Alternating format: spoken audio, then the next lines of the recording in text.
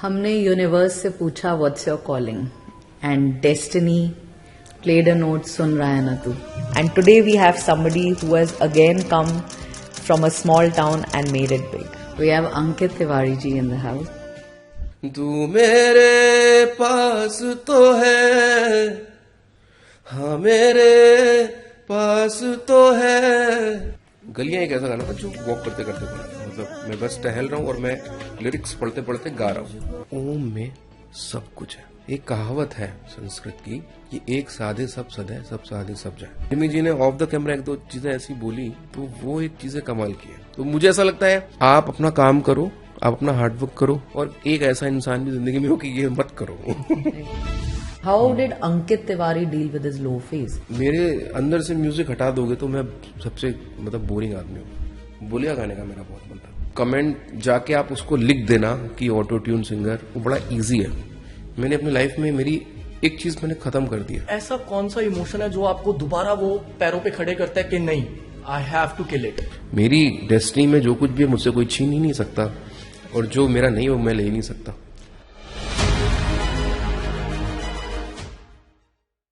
पच्चीस साल इस टीवी इंडस्ट्री में हूँ.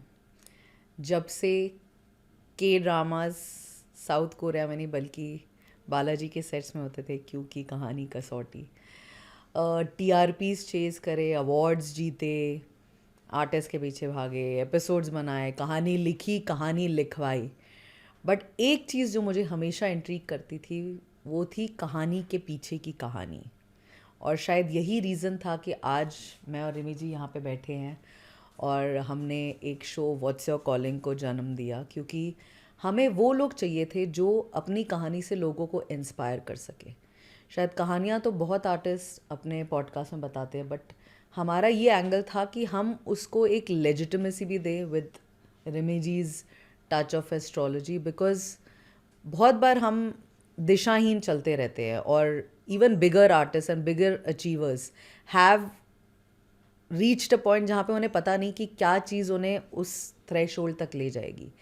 एंड आज अगर हम यहाँ पे बैठे हैं तो हम यही कहानियाँ बताने चाहते हैं of people who are not just from media, people who are not from behind the camera, but people who are doers, people who achieved something, people who failed but still woke up every morning and showed up just because they wanted to achieve their dreams. Absolutely. So like you said, her success के पीछे एक होती है struggle, और हर struggle के पीछे होती हैं प्लानिटरी पोजीशंस. हमें ये तो पता होता है कि what went wrong, but the real question is why it went wrong. तो इन्हीं चीज़ों को अनफोल्ड करने के लिए हम अपने गेस्ट्स से बात करेंगे कि उन्होंने अपने डाउन्स में अपने आप को कैसे संभाला और कैसे उन्होंने अपनी लाइफ को from the downs to the upside यानी सक्सेस की साइड लेके गए. And this podcast is for those जो रिजेक्शन को एक फुल स्टॉप नहीं बल्कि एक ब्रांड न्यू इनिंग समझते हैं. तो आइए एक नई जर्नी शुरू करें लोगों को एस्पायर करने की. What's your calling? I think यहाँ पे आप उन तरह के गेस्ट को मिलेंगे जो शायद नोबडी से समबडी बने, और कुछ ऐसे भी लोग आएंगे मेरे जैसे जो 25 साल एक प्रॉबेबली इंडस्ट्री में रहे बट उन्हें सडनली रियलाइज़ हुआ कि शायद उनकी कॉलिंग कुछ और है. इनफैक्ट हम हर मोड पे रिमी जी ऐसे लोग को मिलते हैं जिनको लगता है कि हमने ये करा और बस अब ऐसे ही रिटायर कर जाएंगे, बट हमने अपने ड्रीम्स नहीं अचीव करे. तो आई थिंक आपके एंगल से उन्हें वो दिशा मिल जाएगी और एक वो मोटिवेशन मिलेगा कि this is not the end, this probably is just the beginning, even if you are at your 50 और 60. 100%. हमारी यही कोशिश रहेगी व्हाट्स योर कॉलिंग में रिमी जी विद योर सपोर्ट, कि हम उन कहानियों को यहाँ पे लाए जो हम आजकल अपने सोशल मीडिया में पढ़ते हैं, जहाँ पे एक लड़की जो UPSC क्लियर करी है, शायद वो रिक्शा वाले की बेटी रही है, एक गराज पिच जो बच्चे इतने टाइम से कर रहे थे और आज वो एक बड़ा हिट शो बन गया है, एक एथलीट जो शायद अपाहिज था बट आज पैरालंपिक्स में नंबर 1 बन गया है, एक इंडस्ट्रियलिस्ट जो शायद कोयले की खान में वर्कर था बट आज सबसे बड़ा कोल माइनर बन चुका है. So the idea is to bring people who inspire you, and today we have somebody who has again come from a small town and made it big. हमने यूनिवर्स से पूछा what's your calling and destiny played a note सुन रहा है ना तू. So no points for guessing who's our guest today. We have Ankit Tiwari ji in the house. Thank you so much. Rimi जी, अंकित जी से मिलिए। और अंकित, मुझे पता है हर पॉडकास्ट बहुत टिपिकल स्टीरियोटिपिकल क्वेश्चन से शुरू होता है। मैं ये जानना चाहती हूँ कि अगर कोई लेजेंड जो आज नहीं है जिंदा फ्रॉम द ओल्डन टाइम्स, जी जी। उनके साथ अगर आपको एक चांस दिया जाए तो वो कौन से ऐसे सिंगर या कंपोजर है जिनके साथ आप देखिए करना ऐसे चाहेंगे? मतलब बहुत लोग हैं, किसी एक का नाम लेना तो first choice, first thing that comes to your mind. देखिए एज ए कंपोजर अलग चीज़ होगी, एज ए सिंगर अलग चीज़ होगी। एज अ सिंगर अगर आपको कोई मिले जो कंपोजर, और ये गाना जो देखो आपको एज लगता है आपको गाना चाहिए था। एज ए सिंगर अगर कोलैबोरेशन की बात करूँ मैं, तो मैं आई थिंक अब ये नहीं बोल सकता कि पहला उनका नाम लूँगा दूसरा फिर उनका नाम लूँगा, बट मैं किशोर दा और रफ़ी साहब के साथ थैंक गॉड collaborate किशोर दा आपके फेवरेट है, क्योंकि मेरे भी फेवरेट है। सबके फेवरेट है वो। And what is that one song that you feel कि अरे यार ये हमारे को मिलता अगर उस टाइम?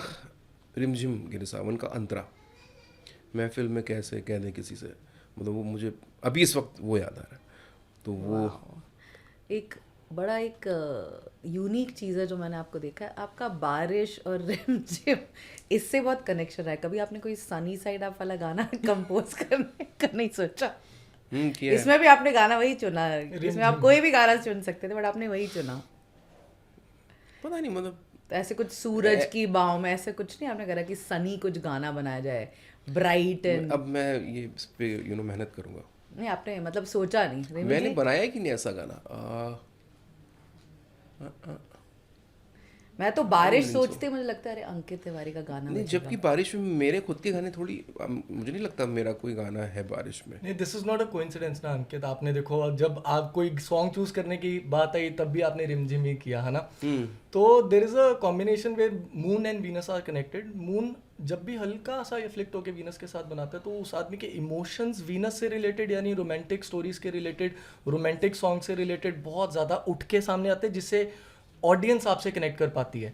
सो आई गेस वही आपका एक एक्स्ट्रा एज है जो आपको क्राउड से बिल्कुल ही हटके एक अलग इमेज देता है, राइट? और एक इमोशनल कनेक्शन अपने फैन बेस के साथ होना। आई एम श्योर ऐसा भी होता होगा कि दूसरों के गाने इमोशनल जब लोग सुनते होंगे तो आपके फैन बेस कहीं ना कहीं यही चाहते होंगे यार काश ये गाना भी अंकित जी ने गाया होता। ऐसा ऐसा बहुत बारी ऐसा होता है कि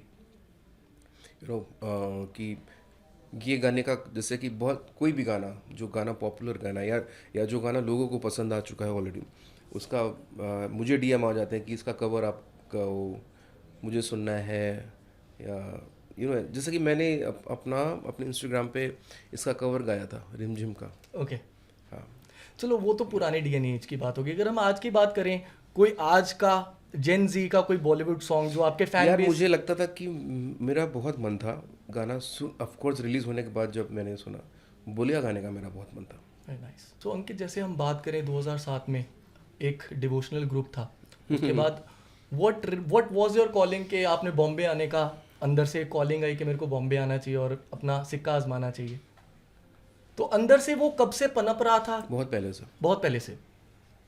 और सच बताऊं कि सिंगर वाली बात नहीं पनप रही थी। मुझे पता नहीं, मुझे कंपोज़र का एक था बचपन से जब से मुझे याद है म्यूज़िक, मुझे जब से मैंने समझा म्यूज़िक को कि है क्या, तब से क्रिएशन की तरफ दिमाग ज़्यादा चलेगा कि लेट्स क्रिएट एनीथिंग। मतलब जैसे मेरे पास आई एम फ्रॉम कानपुर, तो उस वक्त तो कुछ होता नहीं था, तो उसकी किताबें चलती थी लिरिक्स की, ओके। और पुराने गानों के गीत जिसको बोलते हैं कि ऐसा कुछ होता था, तो उसमें अलग अलग सबके गाने होते थे जो शायद मुझे पता भी नहीं होते थे, तो उसी पे मैं कुछ कंपोज करता था, अपनी तरह से गाने की कोशिश करता था कि यार इसको ऐसे करते, जबकि कोई और म्यूज़िक गाने की क्लासेस हैं कि आप गाना गा सकते हो, म्यूज़िक प्रोडक्शन की क्लासेस हैं कि आप वो सीख सकते हो, बट गाने बनाने की कि आप एक ट्यून क्रिएट करने जा रहे हो उसका कोई स्कूल क्लास नहीं है। एब्सोल्युटली, वो क्रिएटिविटी है, शेयर वो क्रिएटिविटी। वो है नहीं। हाँ, मतलब I feel that's his calling now. I think That- he's going to that's- start a music school very soon, which will be. Is that on the anvil? बताइए अंकित। नहीं यार, मैं उसके एक्चुअली आपको लगता है वो सिखाया जा सकता है? नहीं सिखाया जा सकता। That's another thing which I also thought कि अभी एक लाइन है कि तू मेरे पास तो है ना, ऐसे अगर बोल दूँ तू मेरे पास तो है ना, अब तू मेरे पास तो है ना शायद मैं अलग तरह से कंपोज आप मेरे को करूँगा। इसको दो तरह से गा के सुनाइए, तू मेरे पास तो है।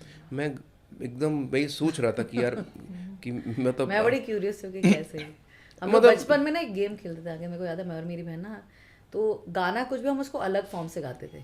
तो ये जवानी है दीवानी, बट उसको आपको गाना है किसी इंग्लिश गाने के उसमें, तो हम लोग बड़ा ये तो मेरा और मेरी यही बहन यही का क्रिएटिविटी है, ये मेरा यही क्रिएटिविटी शायद इसलिए मेरा म्यूजिक बड़ा इंटरेस्ट हो गया, because I made it interesting. अगर वही मोनो टोन टाइप का मैं पकड़ती कि जैसा है वैसे ही, तो शायद उतना इंटरेस्ट नहीं आता। नहीं नहीं मतलब पर आप आपको ऐसे जैसे रैंडम दो वर्ड दिए तो आप बना लेते हो कि अभी कुछ तो बना ही दूंगा इसका।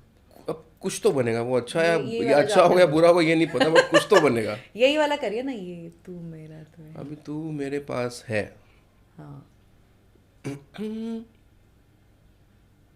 हम्म, तू मेरे पास तो है, रैंडम, तू मेरे पास तो है। एक ये हो गया कि इसको ऐसे गा लो, तू मेरे पास तो है, हाँ मेरे पास तो है। एक ये ऐसा हो गया।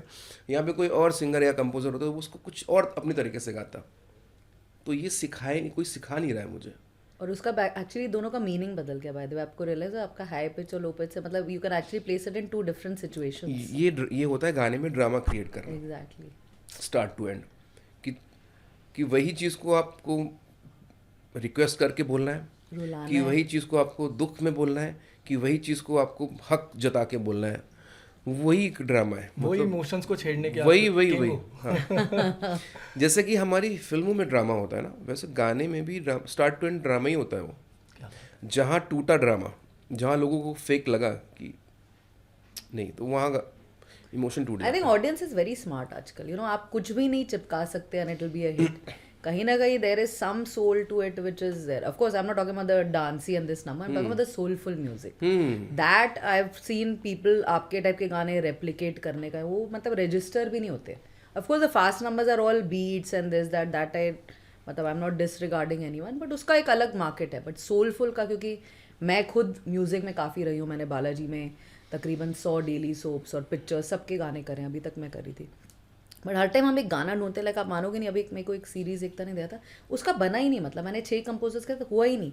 सो Ankit, coming back to the same question, right? अब जैसे आपकी कुंडली में कॉम्बिनेशन है जुपिटर और राहु का, विल नॉट डिस्कस कम्प्लीटली, अच्छा, बट उस कॉम्बिनेशन में ये कहा जाता है कि अगर आपकी फैमिली बैकग्राउंड जितनी मर्जी स्ट्रांग हो, लेकिन आपको अपना भाग्य खुद ही बनाना पड़ेगा। So that is one of the reasons कि आप उस ग्रुप से निकल के आपने बॉम्बे में सिक्का आजमाने का देखा। तो हाँ, आपका ये सवाल मुझे याद आ गया।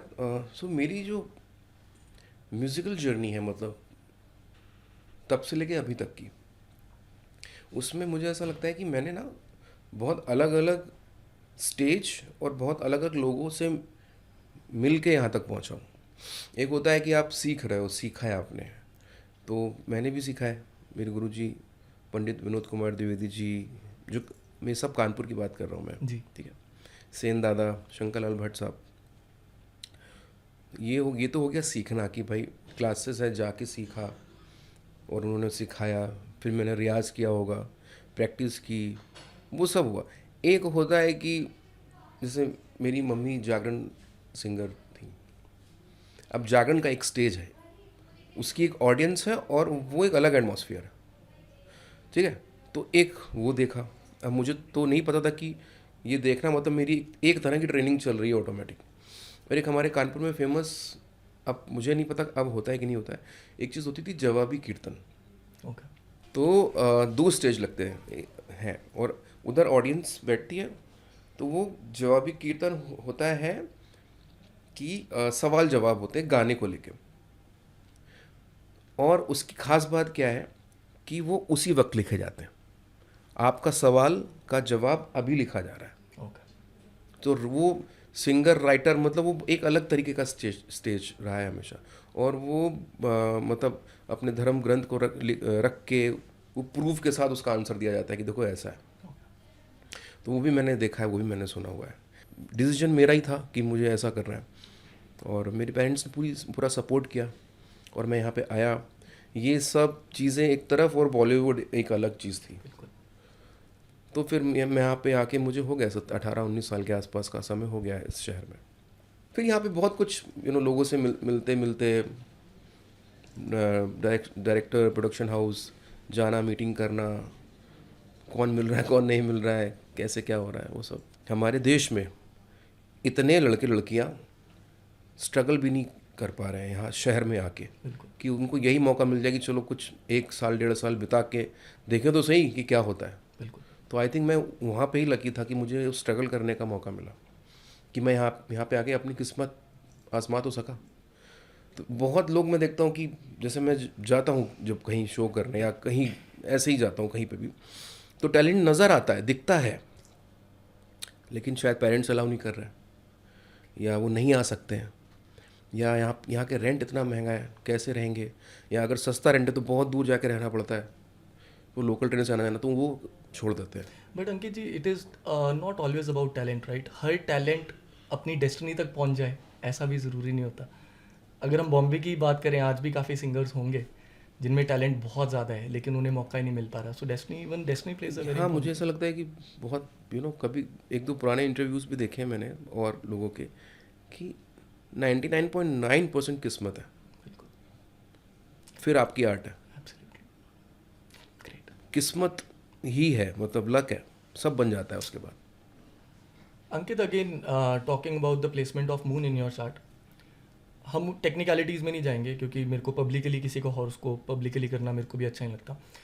लेकिन क्या कभी आपको लगा है कि आपको सबकॉन्शियस माइंड में कोई धुन बजी और सुबह उठ के या उसी टाइम आधी रात को जाग के आपने उसको रिकॉर्ड किया हो, या स्पिरिचुअली जब आप ध्यान में हो तब आपके मन में कोई धुन बजी हो जो बाद में एक बहुत बड़ा हिट बन गया हो? अगर कोई ऐसा एक्सपीरियंस है तो प्लीज़ बताइए। और ऐसे एक्सपीरियंस, मतलब ऐसा हुआ है मेरे साथ कि रात को लेटे हुए हैं और कुछ आ गया, तो फिर मैं वॉशरूम में जाके उसको फ़ोन पे रिकॉर्ड कर रहा हूँ ताकि और कोई उठ ना जाए। फिर मैं आके मतलब फिर वापस सो गया और उस पर काम किया।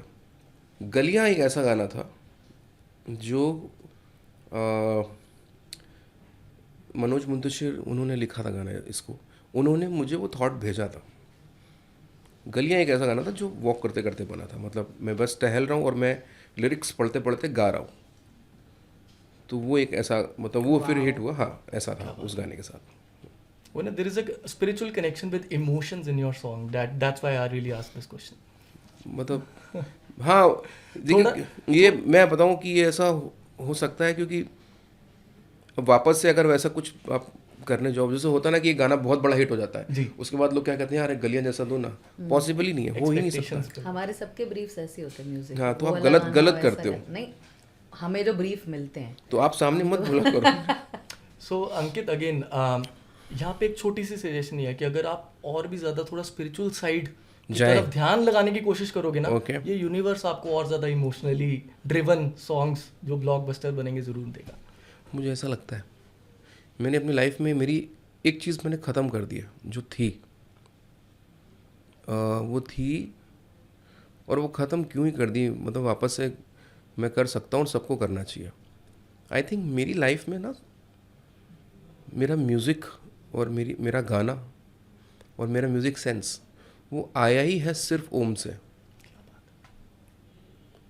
क्योंकि वो मैं बहुत करता था। वो छूट गया क्योंकि बिज़ी हो गए, या पता नहीं कौन सी ज़िंदगी में आ गए हम लोग। ज़्यादा मॉडर्न होने की कोशिश करते रहते हैं सब लोग, मतलब मैं इंक्लूडिंग मी, हाँ, मैं सबकी बात कर रहा हूँ। तो वो सब बेसिक्स भूलने लगते हैं हम सब लोग।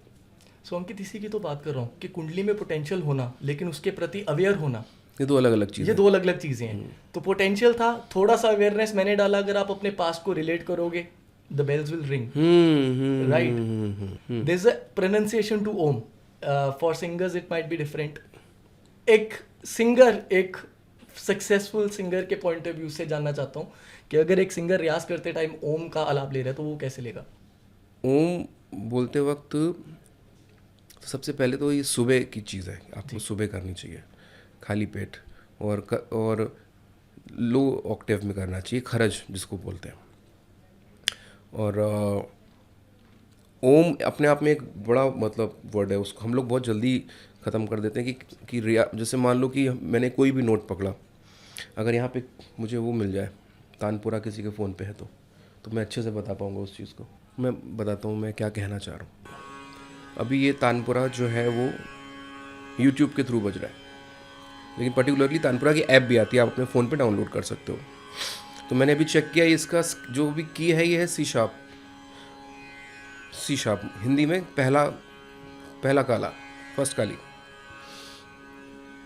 अब सुबह का गला अलग होता है, बैठा हुआ होता है, ठीक है। तो आपको स्केल नीचे करना पड़ेगा। लड़कियों का अलग होगा सा, लड़कों का अलग होता है सा। अब ओम कैसे, जो मेरे गुरुजी ने मुझे सिखाया, मैं बता देता हूँ। और ये भी मैं बता देता हूँ, ये पोजीशन सही नहीं है रियाज करने की। आपको ज़मीन में बैठ के पूरा अच्छे से, क्या बोलते हैं उसको, Posture. अंधी बंधी मार के और पीठ सीधी करके एक स्ट्रेट बैठना होता है और फोकस।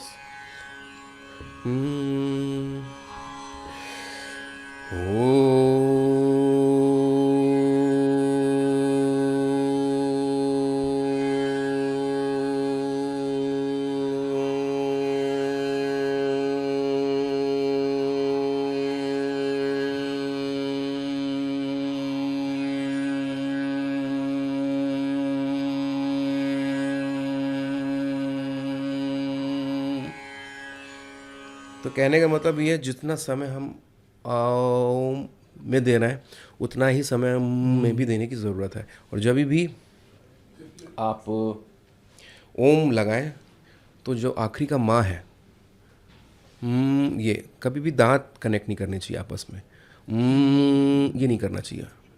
लिप्स को बंद कर लो, दांत अंदर से आपके खुले होने, गैप होना चाहिए। तो ये जो ओम शुरू करते हैं वो यहाँ से शुरू करते हैं। तो क्यों करते हैं ये भी देखिए बताता हूँ। तो ओ ये पूरा यहाँ से आता है और आखिरी का ओ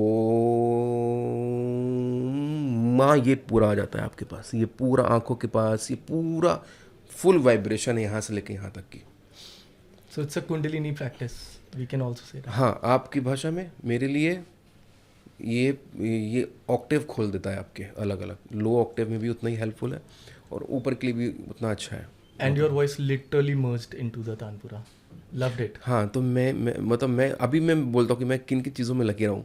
मैंने फ़ोन के तानपुरा से रियाज़ नहीं किया कभी। जब मैं सीखता था, मेरे गुरुजी ने मुझे एक्चुअल तानपुरा बोला था खरीदो, वो मैंने ख़रीदा था। Wow.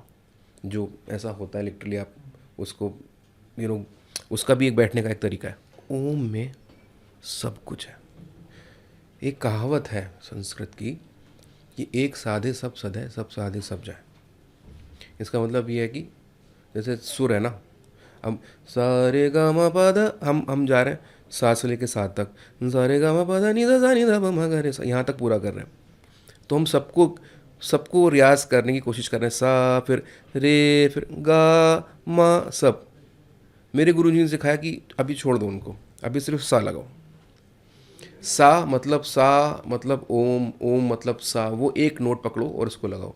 तुमने अगर इसको साध लिया तो सब दोस्ती हो जाएगी आगे पीछे नोट से, वो तुम्हारे फ्रेंड्स बन जाएंगे। तुम सबसे दोस्ती करने के लिए जाओगे जब, तो फिर दिक्कत आना शुरू हो जाएगी। तो भी एक साधो तो सब सद जाएंगे, और सब साधो तो सब जाए। क्या एनालॉजी है ना। क्या बात है, नाइस। क्या बात है। सो अंकित तिवारी को जब पहली बार किसी ने रिकॉग्नाइज किया after your infamous song, how did it feel? Coming from a small town, आप कानपुर से हैं और आप बिल्कुल उस उम्मीद में, मतलब आप जब हम आते हैं हमें नहीं पता ना वो फर्स्ट चांस में क्या मिलेगा, कब वो फेम मिलेगी भी कि नहीं। करेक्ट। कितनी बार ऐसा होता है कि हम इतनी बड़ी चीज़ें कर देते हैं बट वो मिलता ही नहीं है और आपको लगता है क्या है। आपने जब वो अचीव करा और आपको पहली बार रिकग्निशन मिला, चाहे वो स्ट्रीट में हो चाहे, तो कैसा लगा? स्ट्रीट पे नहीं मिला था। तो जब पहली बार अवार्ड मिला था मुझे वहाँ, उसके बाद लोगों ने पहचानना शुरू किया, चाहे वो मेरा होम टाउन हो, चाहे फिर और लोग हों जो भी मुझसे कनेक्टेड थे। या उस वक्त का मतलब टाइम भी ऐसा था ना कि आज की रिलीज़ हुई थी और अचानक से सब गाना एकदम बहुत चारों तरफ पूरे इंडिया में पसंद किया जा रहा था वो एल्बम। और ऐसा नहीं था कि एक ही गाना अच्छा, पूरा एल्बम अप्रिशिएट हुआ था, पूरा एल्बम। तो वहाँ पे मुझे एक कोई अवार्ड मिला था, तो वहाँ से पहचानना वहाँ से शुरू हुआ कि भाई ये गाना, क्योंकि मेरा एक गाना था फिल्म में, तो ये गाना इसका है, इसने गाया, तो मतलब ही इज़ अंकित तिवारी वैसा। तो कई बार ऐसा नहीं लगता कि people behind the camera, because I come from behind the camera my self, but हमारे टाइम पे जब मैंने शुरू किया था 2000 में, ऐसा होता था कि people wouldn't recognise, it was always the people in front. जैसे आपने जिनके लिए भी गाना गाया, हाँ, आपने हमेशा वही फेस देखा है। जब हम गाना गाते हैं, Yeah. हमें वो हीरो दिख रहा है गाते हुए, हमें वो हीरोइन दिख रही है। तो don't you feel like undermined कि यार मतलब if not equal at least at par, कि आप कहीं एक उसमें आए कि यार हेलो लाइक द फ्रस्ट्रेशन कि यार मेरा गाना फ्रस्ट्रेशन है, नहीं है, फ्रस्ट्रेशन नहीं है, मतलब थोड़ा मैं तो sadness तो उसको होता मैं तो है। उसको ऐसे बोलता हूँ कि यार मुझे तो ये मिल गया। That's great. मतलब आप देखिए, अगर कि मैं इतना कुछ मिलने के बाद भी शिकायतें करना शुरू कर दूँ, तो ये तो मेरी सक्सेस को गाली देने की बात हो गई ना। नहीं, that means your spiritual side is still quite active. Yeah, What yeah, about that, Remiji? Because Remiji explained that to me today. मैंने कहा कि मैं अपना frankly बताती हूँ, मैंने उन्हें बोला मैं कीर्तन करने जाती हूँ, मैंने कहा मैं डिस्कनेक्ट हो जाती हूँ, मैं हर जगह जा रही हूँ। तो मैंने कहा नहीं है कि, मैंने कहा बहुत ज़्यादा एलिवेटेड है, because it's got nothing to do with sitting in kirtans and doing it, things like these, like if you reach that stage जहाँ पे आपको लग रहा है कि यार आई एम ब्लेस्ड। सी 100%, मैं बताता हूँ ना, 18 साल अगर मेरी ज़िंदगी से हटाइए आप, तो मैं तो कानपुर का जो लड़का हूँ आज, मतलब मेरे अंदर वो कानपुरियापन है आज भी। और उसके बाद यहाँ पे आके मेहनत करके वो सब कुछ जो मिल गया, ठीक है, ऐसा भी नहीं है कि लोग नहीं पहचानते हैं। हो सकता है कि जिसके लिए गाया उसको उनको ज़्यादा पहचानते हैं, लेकिन मुझे भी थोड़े बहुत लोग जानते ही हैं। तो यहाँ तक मिला ना, यू नो, इतना इतना रिस्पेक्ट, इतना प्यार, अनकंडीशनल लव। अब मैं जाता हूँ जब भी, मैं क्या, जितने भी आर्टिस्ट में सबकी बात करता हूँ, उनको कितना प्यार मिलता है। हमारी एक बड़ी सी लाइन नहीं कि मेरी आवाज़ ही मेरी पहचान है, घर याद रहे। तो हमारी जो आवाज़ है वो मेरी पहचान है एक्चुअली। मेरा चेहरे वहरे से कोई लेना देना नहीं है ज़्यादा, मेरी आवाज़ मेरा चेहरा है, ऐसा है अगर इसको मैं बोलूँ तो वही है। बट आपके चेहरे का नूर भी बहुत अच्छी चीज़ें बयान करता है अंकित जी। आपको पढ़ना आता है, आई थिंक आप फेस रीड भी करते हैं। जी अंकित जी। इसमें मैं ट्रिविया दूंगी, इन्होंने कहा मेरी आवाज़ ही पहचान है। सो मैंने 15 साल एकता के साथ काम किया, फिर मैंने एक ही शो प्रोड्यूस किया, उसका नाम था मेरी आवाज़ ही पहचान। फिर कनेक्शन देख रहे हैं आप। ये ट्रिविया बताना बहुत ज़रूरी था। तो मैं बिल्कुल भी इस पे, मुझे नहीं लगता कि यार मेरी पहचान कम हो गई, उसके लिए गाया मैंने, वो बड़ा स्टार बन गया, ऐसा। मेरी डेस्टिनी में जो कुछ भी है मुझसे कोई छीन ही नहीं सकता, और जो मेरा नहीं वो मैं ले ही नहीं सकता। एग्जैक्टली। अंकित, अगर यहाँ पे मैं एक चीज़ पूछूं, हाई लो सबकी लाइफ में आते हैं, राइट? हाँ जी। और आपके प्लानिटरी पोजीशंस ये बात तो बहुत क्लियरली बोल रहे हैं कि फरवरी ऑनवर्ड्स इस साल की आपका दौर दोबारा आने वाला है, ठीक है, और भी ज़्यादा महादेव कृपा करेंगे। बट क्योंकि ये बहुत एक एस्पिरेशनल पॉडकास्ट है, तो मैं ये जानना चाहता हूँ कि जब आपके लोस का टाइम था, आपका क्या अप्रोच था उन लोस के प्रति, और आपने अपने आप को कैसे खड़ा किया? क्योंकि ना लोग यहाँ पर लिटरली ये जानना चाहते हैं, जो लोग ऑलरेडी परेशान हैं। देखो, दो चीज़ें हैं, या तो वो उसको एक्सेप्ट कर चुके हैं फेलियर्स को, या कुछ लोग होते हैं जो उससे आगे बढ़ना चाहते हैं। तो व्हाट हैज़ बीन योर? मेरा ऐसा था कि मैंने एक्सेप्ट करके, मतलब होता ना कि रियलिटी चेक बहुत ज़रूरी है जी। तो रियलिटी चेक करके मैं आगे बढ़ रहा हूँ, उसको एक्सेप्ट करके रुक नहीं रहा हूँ। मतलब कि भागना नहीं छोड़ूंगा, गिर जाऊंगा, चोट लगेगी, फिर खड़ा हो जाऊंगा, फिर भागूंगा, हो सकता है फिर गिर जाऊं, फिर ज़्यादा चोट लगे। बट इमोशनली ऐसी क्या चीज़ होता है, वो मिक्स होता है, आप कभी कभी टूटते भी हो। देखो, हम हैं इंसान, और आजकल ये तो सोशल मीडिया है, उसमें हर तरीके की चीज़ें आती हैं जी, जो इंस्पायरिंग चीज़ें भी आती हैं, और मतलब वो भी आता है, निगेटिविटी चीज़ें भी आपको देखने को मिलती हैं कि आपका यू नो, आप ही डिसाइडेड हो जाओगे यार देख के, यार अच्छा यार ऐसा है ज़िंदगी। वो अलग अलग आप देखोगे ना कि इस तरह की चीज़ें देखने को मिलती हैं। वैसे ही इंसान है, मुझे ऐसा लगता है कि हमारे अंदर इमोशन मिक्स ही रहते हैं, मिक्स इमोशन होते हैं। अगर मैं यहाँ पे बैठा हूँ तो मैं इंस्पायर करने के लिए, एब्सोल्युटली, तो मैं इंस्पायर तो चलो कर दूंगा, लेकिन शायद अकेले में मैं खुद टूटा हूँगा कि यार ऐसा नहीं हुआ यार, इतनी मेहनत की थी यार, ये नहीं हुआ। फिर कमरे से निकल के नहीं करूँगा ना यार, वापस से करूँगा। तो मिक्स इमोशन। तो अंकित, ऐसा कौन सा इमोशन है जो आपको दोबारा वो पैरों पे खड़े करता है कि नहीं, I have to kill it? तो क्या आप उसको पास्ट के कुछ अच्छी चीज़ों को याद करके आगे बढ़ते हो, या आप फ्यूचर को मैनिफेस्ट करने की कोशिश करते हो? अब दो चीज़ें हैं, या तो आदमी कहेगा यार उस टाइम भी तो मैंने किया था ना, मैं दोबारा कर लूंगा, या फिर क्या आप फ्यूचर में कहते हो नहीं मैं तो और ज़्यादा बड़ा नाम कमाऊंगा? तो आपको पास्ट से वो मोटिवेशन मिलती है कि फ्यूचर आपको मोटिवेट करता है? मुझे पास्ट से मिलता है। So that is a very prominent sign for a Ketu prominent people, अच्छा, right? So जहाँ पर आपके केतु की प्लेसमेंट है ना, वो कहता है ये आदमी जितना सफर करेगा, जितना ऑन द मूव रहेगा, सफर SUFFER वाला सफर, तो आप हमेशा ये भी रिलेट करना, आप जितना ऑन द मूव रहते हो, घर पे कम टाइम स्पेंड करते हो ना, आपकी लाइफ उतनी ज़्यादा अच्छी रहती है। हाँ, मैं कोशिश करता हूँ कि मैं डिवाइड रखूँ घर को और अपने काम को। एब्सोल्युटली। हाँ। और वही केतु कहता है कि ये आदमी अपने पास से सीखेगा और अपने फ्यूचर को दोबारा शेप अप। पास से सीखने की ज़रूरत है, हम सबको है जी, क्योंकि पास से सबसे ज़रूरी चीज़ सीखते हो कि क्या नहीं करना है। एब्सोल्युटली। करना क्या है ये तो हमें सबको पता है कि तुम्हें क्या करना है, हम सबको क्या करना है। क्या नहीं करना ये कौन सिखाएगा? आपका खुद का पास्ट कि नहीं करना ये सब चीज़ें। कहाँ किस तरह से तुम गिरे, क्या क्या गलतियाँ कर गए तुम ज़िंदगी में, अच्छा अब ये नहीं करना है।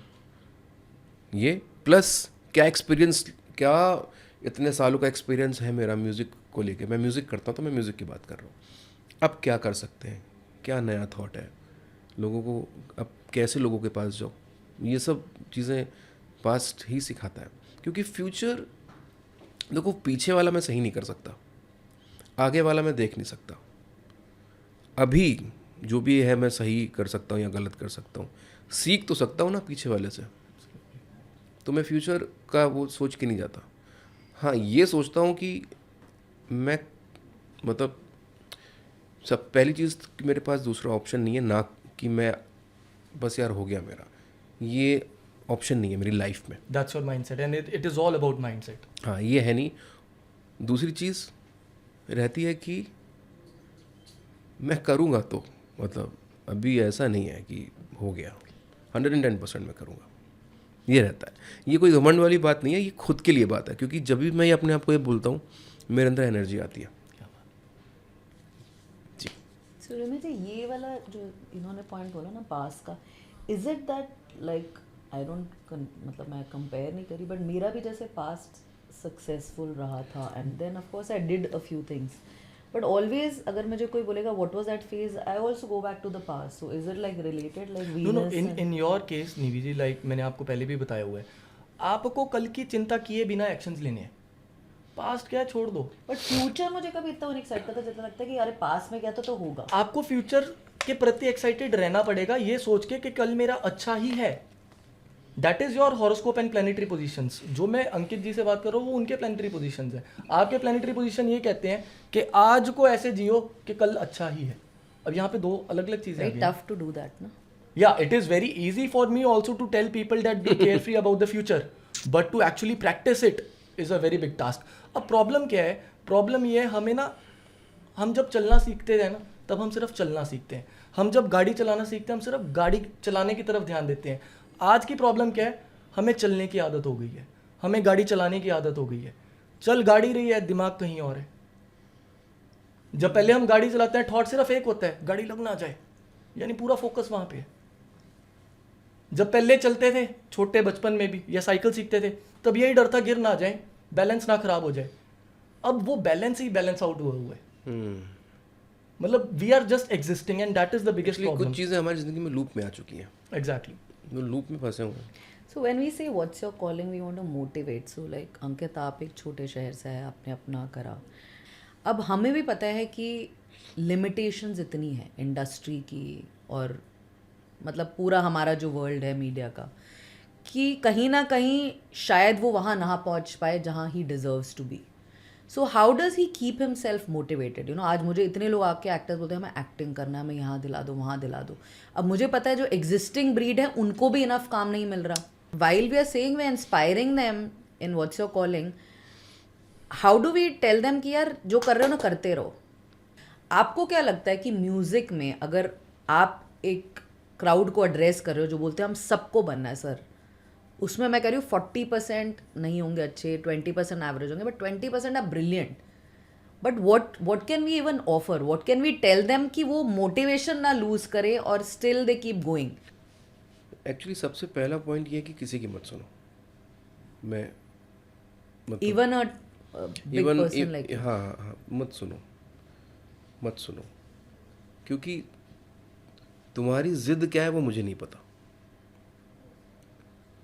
अब जिद में ऊपर नीचे हो सकता है, मतलब कि मतलब जैसे कि हम जब अब ले लो कि ये ज़िंदगी, ये स्ट्रगल एक फुटबॉल ग्राउंड है, ठीक है, सबको गोल मारना है। तुम कितने स्मार्ट हो गोल मारने के लिए? मैं तो तुम्हारी हेल्प नहीं करूँगा गोल मारने में, क्योंकि मैं अपना गोल मारूंगा, मैं उसमें बिजी हूँ। दूसरी चीज़ ये हो गई। तीसरी चीज़ जो सबसे इम्पॉर्टेंट है और बहुत ही फिल्मी है, हार्ड वर्क एंड फोकस। क्योंकि यार निवेदिता, मैं जब आया था तो ये कुछ चीज़ें मेरे जहन में थी कि ऐसा ऐसा होता होगा, ऐसा ऐसा होता होगा, बट मुझे हार्डवर्क करना है और मुझे फोकस रहना है, ये मैं अपने आप को बोलता नहीं था, क्योंकि शायद मेरे अंदर था। इस शहर में आने के बाद सबसे पहले आपका फोकस डाइवर्ट होता है, क्योंकि चकाचौंध है यहाँ पे, और आप खो जाते हो लोगों में, उनकी बातों में, पार्टी करने में रात रात भर, ये सब अब अपने आप को खो जाते हो। ये सब चीज़ें आपको धीमे धीमे मतलब आपको आपके फोकस से डाइवर्ट करना शुरू कर देती हैं। ये कुछ चीज़ें हैं, छोटा ज्ञान कि भैया अंकित ने बोला तो ऐसा ही करना है, लेकिन इन बातों का सार समझो कि इससे कंक्लूजन क्या निकल रहा है, मैं कहना क्या चाहता हूँ। कहना यही चाहता हूँ कि भाई किसी की मत सुनो, तुम्हारी जिद तुम्हें आगे ले जाएगी। तुम्हारा गोल तुम्हारा है, मैं नहीं बता सकता तुम्हारा क्या गोल है, तुम डिसाइड कर लो। हाँ, तुम्हें सिंगर बनना है, ठीक है, तुम सिंगर बनो, तुम कोशिश करो, तुम अपनी प्रैक्टिस करो, गाना गाओ, रियाज करो, जो सब ने किया है वो करो, जो मैंने भी किया था वो करो। मेरा सपना खड़ा है, मैं उसको छूऊंगा, पक्का छूऊंगा। ये जिद अगर जिसमें आ गई वो निकल जाएगा।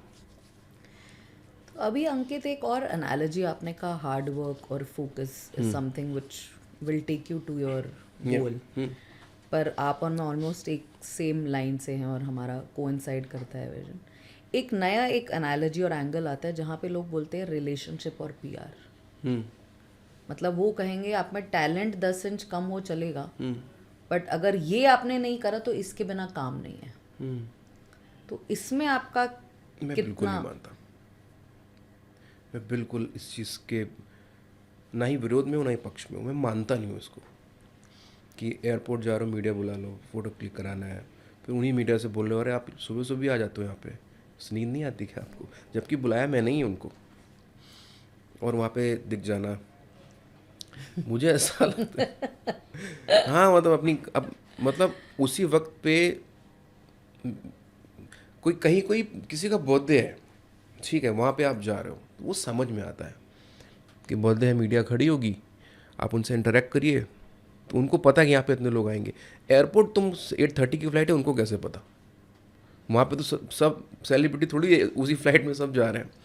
तो वो चीज़ मैं उतना मतलब मानता नहीं हूँ, बट इट्स देयर। ऐसा भी नहीं कि उसको झुटलाया जा सकता है, लेकिन आपका काम आपका पीआर है actually. And relationships maintaining with people. हाँ, आप you should go, you should meet them, आराम से मिलिए, प्यार से मिलिए। हर वक्त काम काम को लेकर आप बात करोगे तो सामने वाला छिड़ जाएगा, आप मिलो जाके। But again coming back to your chart only Ankit ji, एक बहुत ही इंटरेस्टिंग चीज़ है कि सबके लिए रेडीली अवेलेबल होना, और जितना दूसरों का भला चाहोगे तो वापस रिटर्न में ज़्यादा यश का ना मिलना। तो आप इस स्टेटमेंट से कितना रिलेट कर नहीं, पाएंगे? मेरे साथ ऐसा है, मतलब मुझे पता है कि मैं ये सब बोलने में, मतलब अगेन मुझे लगता है कि ये सब बोल के सिंपैथी गेन करना कि अंकित इतना अच्छा है, मैं वैसा हूँ नहीं, ना ही मैंने कभी इस तरफ की ऐसा कुछ किया है। बट मैं इसको इस शब्दों को थोड़ा घुमा के बोल देता हूँ कि जैसे मैंने किसी के लिए कुछ कर दिया तो शुरुआत में हर्ट होता था कि अच्छा ये ऐसा निकला, लेकिन बाद में पता चला कि भाई अगर कर रहे हो तो सोचना नहीं कभी कि ये ऐसा करेगा। बिल्कुल। मतलब यहाँ वहाँ पे क्या मेरा लालच हो गया ना, मैं कुछ कर रहा हूँ किसी के लिए, लालच हटा दो, माने कर दो, नहीं माने मत करो। लेकिन मन है कर रहे हो तो ये सोचो अच्छा मैंने इसके लिए किया था, वो ऐसा, वो भूल जाओ, वो नहीं होने वाला। बट अंकित, अगर इसमें मैं कुछ और चीज़ ऐड ऑन करने की, आपको कुछ सजेस्ट करने की कोशिश करूं, तो जिस हिसाब से वो प्लानिटरी पोजीशन है जिसकी मैं बात कर रहा हूँ ना, वहाँ पे लेके आप जितना सेल्फलेस एक्ट्स करोगे ना, तो किस्मत स्लो डाउन हो जाएगी। इट इज़ नॉट अबाउट कि दूसरे से आपको कितना यश मिला कि नहीं मिला, आपने एक्सपेक्टेशन की कि नहीं की। प्रॉब्लम है कि किस्मत में ग्रोथ रुक जाएगी। क्या करने से? सेल्फलेस एक्ट्स अच्छा, प्रोफेशनली, मतलब इसमें फैमिली को कंसिडर नहीं करते हम। So you have to be what we call it completely professionally ethical without helping anyone unless there is a monetary और नेटवर्किंग बेनिफिट। ओके। तो आपकी कुंडली ये कहती है आप जितना मदद और जितने सेल्फलेस एक्ट्स करोगे, देखो आपने जो कमाया गरीबों को कुछ दे रहे हो, कोई बात नहीं, मैं बात कर रहा हूँ प्रोफेशन से रिलेटेड, अपने लिंक्स को यूज़ करके दूसरे का काम करवा देना या किसी को सपोर्ट है उसको आगे भेज देना। तो आपकी कुंडली में ये हो गया कि वहाँ आपकी किस्मत में रोड़े लगेंगे। इट्स लाइक आपने अपनी किस्मत का हिस्सा जो आपके पक्ष में था, आपने कॉन्टैक्ट यूज करके उनको दे दिया। Okay. How will you challenge that now? कभी सोचा है? तो इसका मतलब ये नहीं कि आपको उस आदमी से यश मिला कि नहीं मिला, मैं उसकी बात कर ही नहीं रहा हूँ। आप अपनी किस्मत का हिस्सा बिना कोई सेल्फिशनेस के उन्हें दे रहे हो। अच्छा, so after listening to this, अगर आप रिलेट कर पाओ ना, नहीं मैं रिलेट कर रहा हूँ इसलिए मैं बहुत ध्यान से मैं सुन- आपको सिर्फ एक चीज रिलेट करने को बोलूंगा। गो बैक इन टाइम और आप ये सोचो कि आपने कौन सा ऐसा साल था जहाँ पे हर रोज ही आपने दूसरों को सेवा की है, दूसरों को सपोर्ट किया है। एंड ट्रस्ट मी, उसके आगे आने वाले महीने आपके लिए बहुत टफ रहे होंगे। अब ये रिलेट करने के बाद सी, अभी मत आंसर करो। अगेन मैं आपकी कुंडली का पोटेंशियल बता रहा हूँ कि कैसे बिहेवियर पैटर्न्स कुंडली पे काम करते हैं। कुंडली में सब नहीं है, हमारे बिहेवियर कुंडली को चेंज करते हैं। तो आज जब आप you will sleep over this thought for few nights, तो क्या अंकित तिवारी चेंज होंगे अपने लिए? वो डिपेंड करे। मतलब ये तो बहुत घुमाने वाला कि मैं चेंज होऊंगा कि नहीं होऊंगा, मुझे मैं अभी कैसे बता दूं, but do relate to this. But it's food for thought ना, हाँ कि आपको एक होती है। नहीं ऐसा होता है। मतलब घर पे भी कभी कभी बहस हो जाती है, you know, क्यों कर रहे हो यार तुम ऐसा, क्या है क्या? Again, But I think- the thought is not about the बहस, it is about your professional hindrances. मतलब मैं दोनों तरफ की बात कर रहा हूँ। Alright. आपने कुछ और देख के बोला, जी जो भी आप देख पा रहे हो, जी घर पे वाइफ कुछ और देखती होगी तो उसमें तो वो पता नहीं, शायद हो सकता है। तो होता क्या है, जुपिटर हर साल अपनी राशि बदलता है, राहु केतु 18 मंथ्स में अपनी राशि बदलते हैं और शनि 2.5 साल में राशि बदलता है। ये साल ऐसा था कि चारों बड़े प्लैनेट्स ने अपनी राशियां परिवर्तित की हैं ट्रांजिट में। इसके अलावा क्या था, मंगल का साल है क्योंकि 2025 इज नंबर 9 और मार्स थोड़ा सा ना एग्रेसिव प्लैनेट है। मार्स रिप्रेजेंट करता है एग्रेशन को, वॉर्स को, हाँ, वही। बीमारियों को, हाँ हाँ, झगड़ों को। अब देखो यूएस के साथ इतने अच्छे रिलेशंस थे, अभी क्यों खराब? इमीडिएटली खराब हुआ है। करेक्ट। पाकिस्तान के साथ कब से जंग नहीं हुई, अभी क्यों होनी थी? क्योंकि मंगल का साल है। प्लस अकेला मंगल का साल होने से मतलब नहीं है, मंगल का साल तो आज से 9 साल पहले भी आया था। अगर हम बात करें 2017 वो भी नंबर 9 था, 2016 सॉरी, तब भी कुछ खास नहीं हुआ। ये साल नंबर 9 के अलावा 4 मेजर प्लैनेट्स ने जो ट्रांजिट चेंज किया ना, that made it a little tricky. अब मुझे बताइए अगले साल भी ऐसा रहने वाला? नहीं नहीं। अगले साल 9 नहीं है ना। और मेरे को 9 में किसी ने ये भी बोला था कि it's also the year of fire, that's why the aircraft crash, the Absolutely. Fires in Mangal US, fire all है दोस ना। हैपेंड ना। हाँ, तो अगेन बट ये ना मुंडेन इवेंट होता है अंकित भैया, कि सृष्टि में अब कहते हैं कि सबके सितारे चेंज हुए हैं, अपने इंडिविजुअल हॉरोस्कोप्स भी तो हैं। देयर आर पीपल जिन्होंने राइज ही अभी किया है, जैसे दीपेंद्र गोयल जैसे जो जोमेटो के को फाउंडर जी, जी, जी, of हैं, course. टॉप पे अभी पहुंचे हैं। अब उनके लिए क्या था, अब अगर ध्यान से देखो फायर का काम करते हैं। Zomato is related to hospitality. Hospitality यानी फूड वगैरह किससे बनता है? अग्नि से। तो किसी के लिए अग्नि राजयोग है, किसी के लिए अग्नि घाट है। क्या बात है। सो अंकित जी, आप आज इस मुकाम पे हैं where you are the Ankit Tiwari. Oh my God. So आपने कहा आप सिंगर से ज़्यादा कंपोजर के तरह जानना, यू वांट पीपल टू मतलब नो मैं यू जब एज। शुरुआत में आया था तो हाँ, मतलब तो अभी आपकी जो भी एज है, आपको लगता है is this your final calling, या आपको लगता है कि आपको कुछ और करना है? Not in music, I am saying something बिल्कुल ही भलता हुआ। यार मुझे ना, मेरे अंदर से म्यूज़िक हटा दोगे तो मैं सबसे मतलब बोरिंग आदमी हूँ। मुझे और कुछ आता ही नहीं है। अगर मैं कुछ करूँगा लाइफ में और कुछ भी सोचा होगा, या एग्जाम्पल कि मुझे करना है, मैं म्यूज़िक स्कूल कर लूँगा, मतलब म्यूज़िक होगा कहीं ना कहीं, वो म्यूज़िक से कनेक्टेड होगा। तो अंकित जी, आप एक स्मॉल टाउन से आए, कानपुर से, बहुत लोग आपको जानते थे उस टाइम पे भी, आप यहाँ पे आए तो लोगों की एक्सपेक्टेशंस रही होंगी। तो कभी ऐसा हुआ कि आपके लोग वहाँ से आए और उन्होंने आपसे कुछ एक्सपेक्ट किया और what ever your hands were tight और उनको ऐसा लगा कि यार अंकित बदल गया अब? नहीं, वो होता ही है और वो होना ही है, क्योंकि क्या होता है जब आप आते हो घर से और आप कर रहे होते हो तो ध्यान तो किसी का होता नहीं है, माँ बाप को छोड़ के उनको एक चिंता लगी रहती है कि मेरा बेटा या मेरी बेटी कैसे रह रहे होंगे, क्या हो रहा होगा, वो सब रहता है। तो तब तक तो आपके रिश्ते वही हैं कि मतलब हैं अपने अपने घर पे सब, कि आप कभी शहर, जैसे मैं शहर गया, अपने घर गया और वही लड़का, बस फ़र्क हो गया है कि लोग जानने लगे हैं, मैं वही हूँ। तो मैं घर गया, मैं अपना मम्मी पापा मेरे अपने उनके साथ टाइम स्पेंड कर रहा हूँ, जो जो मुझे खाने वाने का मन है मेरी मॉम बना रही है मेरे लिए। चेंजेस क्या होगा कि मैं ऐसे बाहर अब नहीं जा पाऊँगा, और ऐसे कि नहीं जा पाऊँगा, जाऊँगा तो शायद वो फिर कोई वो बोल देगा, ऐसा कुछ बोल देगा। तो उसमें ये होता है कि जैसे कि घर वाले, अब पता चला कि मैं यहाँ पे हूँ, तो वही जो नए रिश्तों की बात कर रहा था, वो आए फ़ोटो के लिए, फ़ोटो क्लिक कराने, ऐसा तो बहुतों के साथ हो गई, बहुतों के साथ नहीं हुई, तो वहाँ पे आप विलन बन जाओगे, भैया बदल गए हैं ये, बहुत बड़े हो गए हैं ये, अभी ये हाथ में नहीं आएंगे, बचपन में तो ऐसे ही थे, वो सब फिर शुरू हो जाता है। तो आप उसे ह्यूमर से डील करते हो कि यार ये अपने पेरेंट्स को बोलते यार मैं बोलता हूँ छोड़ दो वो यार। ज़्यादा शायद उनको फेस करना पड़ता है मुझे लगता हाँ है। हाँ, वो बोलते हैं, मम्मी बोलती थी बेटा ये तो नहीं करना चाहिए, तो मैंने कहा एक बात बताओ, आपको लगता है मैं सबको खुश कर सकता हूँ? पॉसिबल है? तो कुछ तो नाराज़ होंगे। ऐसे ले लो कि मैं शो करने गया हूँ, आपको तुम्हें लगता है कि मैं सबसे फ़ोटो क्लिक करा पाऊँगा? पॉसिबल ही नहीं है। हाँ, बस। तो कोई नाराज़ होगा, कोई बोलेगा, कुछ किसी को देख के अच्छा लगेगा, अगर मैंने सुन लिया अंकित को, कुछ के साथ फ़ोटो हो जाएगी और कुछ के साथ नहीं हो पाएगी। तो सबको नहीं खुश कर सकता, सबके अपने अपने इमोशन जो जो लेके चला जाएगा वैसा है। So coming to my last 3 questions Rani ji, आपके लाइफ में भी हाइज रहे एंड लोज भी रहे, so what ever your low phase was, so how did you deal with that low phase in life? क्योंकि कूप अप हो जाता है कि नहीं हमें तो बिल्कुल नहीं बनना जो मैं हूँ, because when people will talk will come out, or the others are let's be normal ना, वो तो ठीक है, it's a part of the life. So how did Ankit Tiwari deal with his low phase? Because this is what will really inspire a lot of people who are watching What's Your Calling. Unfortunately or fortunately in life, our life is never a straight graph.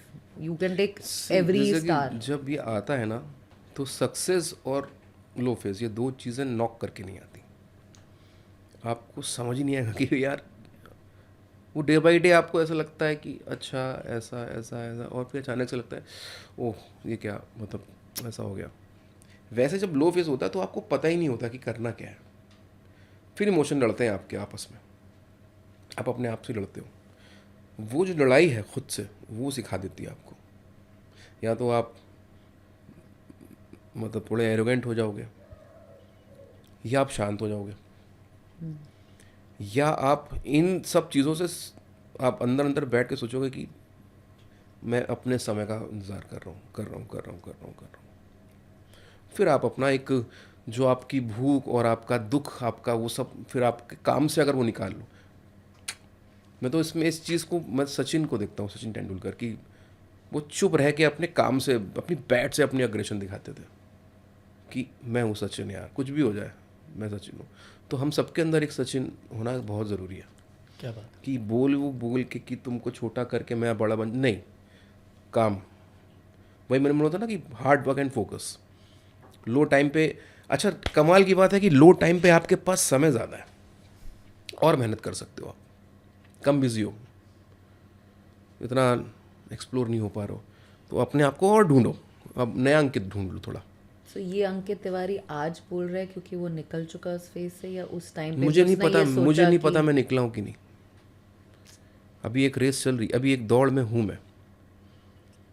क्योंकि जब हम उस phase में होते हैं तब हमें नहीं लगता कि अरे इतना टाइम है, चलो उसको मैं बेस्ट यूटिलाइज करूँ, क्योंकि हम सबके फेज में हाँ, क्योंकि जब आप निकल जाते हो, वो टाइम आप जी लेते हो, तभी तो मैं आपको बता सकता हूँ। एग्जैक्टली वो ओवरव्यू है हमारा। ओवरव्यू है। आई थिंक रिमी जी को हमारे साथ पूरे जन्म में रहना चाहिए फिर कि हर फेज में वो हमें क्योंकि guide कर रिमी जी ने ऑफ द कैमरा एक दो चीज़ें ऐसी बोली, तो वो एक चीज़ें कमाल की है। तो मुझे ऐसा लगता है कि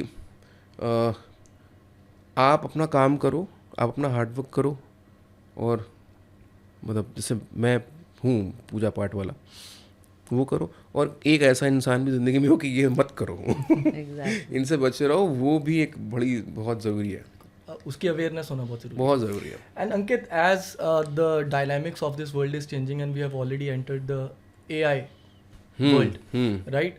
तो आपको लगता है कि AI म्यूज़िक लोगों के लिए, म्यूज़िक के लोगों के लिए, आपके को सिंगर्स के लिए कोई थ्रेट है? आप इसको किस तरह से डील करना चाहोगे? इसकी कभी डिस्कशन हुई है?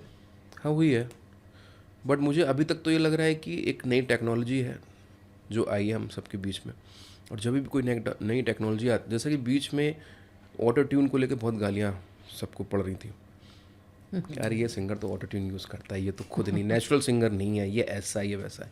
लेकिन वो टेक्नोलॉजी है, वो सब यूज़ करते हैं। वो एक्चुअली आप कमेंट जाके आप उसको लिख देना कि ऑटो ट्यून सिंगर, वो बड़ा इजी है, बट वो टेक्नोलॉजी है, वो यूज़ करनी पड़ती है। सो क्या आप ट्रेंड को अपना फ्रेंड समझ रहे हो and you also want to cope up with the same thing? मुझे ऐसा लगता है कि यार पता तो होना चाहिए। पेजर नहीं यूज़ कर सकते ना आज भी। अब आईफोन की टेक्नोलॉजी है तो आप यूज़ करोगे, पेजर चला गया, लेकिन टेक्नोलॉजी धीमे धीमे आगे आती गई तो हम यूज़ कर रहे हैं उसको। वैसे ही एआई आया है, अब आज से 20 साल बाद क्या मतलब नहीं यूज़ करोगे, सब यूज़ कर रहे होंगे। जितने लोग भी इसको बोल रहे हैं ना कि प्रॉब्लम है, देखना 20 साल भी ज़्यादा बोल रहा हूँ मैं। आई थिंक 10 साल में हर इंसान एआई के थ्रू काम कर रहा है। बहुत लोग रोज़मर्रा की लाइफ में चैट जीपीटी कितना यूज़ हो रहा है, लोग यूज़ कर रहे हैं, ऐसा नहीं कि नहीं कर रहे है ना। मैं मतलब कुछ भेजना है, कुछ अच्छा आपको कुछ लिखना है, तो चलो उसके थ्रू कुछ कर लेते, सेंटेंस अच्छा बन जाएगा, जो कुछ भी है तो लोग कर रहे हैं। म्यूज़िक में भी बहुत चीज़ें हैं लोग यूज़ कर रहे हैं, थोड़ा बहुत मैं भी यूज़ कर लेता हूँ। हाँ, ह्यूमन टच नहीं है, ये मैं बोलूँगा। मतलब अभी मुझे गिटार डब करना है तो मैं एआई के थ्रू कर लूँ, टेक्निक्स हैं बहुत सारी हो रही है, लेकिन वही एक ह्यूमन अगर बजाएगा, उसकी जो एक्चुअली सोल, जो हाथ, उसके जो नॉइसेस भी होते हैं गिटार के, वो नॉइसेस वो एक अलग चीज़ है। बिल्कुल। एक लास्ट चीज़ जो दिल से इच्छा है पूछने की, तो क्या कभी मौका मिला कि आप अपने टीचर्स, अपने गुरुओं के लिए कुछ कर सको, या आज भी कुछ है दिल में, कोई इच्छा है कि यार ये मैं अपने गुरु या उनके परिवार के लिए करना चाहता हूँ? मैं मतलब यहाँ पे आने के बाद, इस शहर में आने के बाद, काम करने के बाद, मैं गया हूँ और मैं मिला हूँ, और काफ़ी बार मुलाकातें हुई हैं मेरे गुरुजी से, और अभी कुछ सालों से मुलाकात नहीं हुई है क्योंकि शायद मैं अपने शहर भी उतना नहीं जा पा रहा हूँ। टच में हूँ मैं आज भी, फ़ोन पे थोड़ा कभी ऑन एंड ऑफ उनसे बातचीत होती रहती है, और आई विश कि मैं जब अब इस बार जाऊँगा तो उनसे मुलाकात करूँगा। नहीं, ये सवाल इसलिए है क्योंकि कॉस्मोस ने मेरे को एक हिंट दिया कि शायद आपके गुरु आपको थोड़ा सा मिलने के इच्छुक हैं, कि काफ़ी लंबा गैप आ गया। हाँ गैप तो लंबा। That's why this question came, otherwise we have already wind up with the last question. तो मेरे को था ये, अगर ऐसा है तो फिर मैं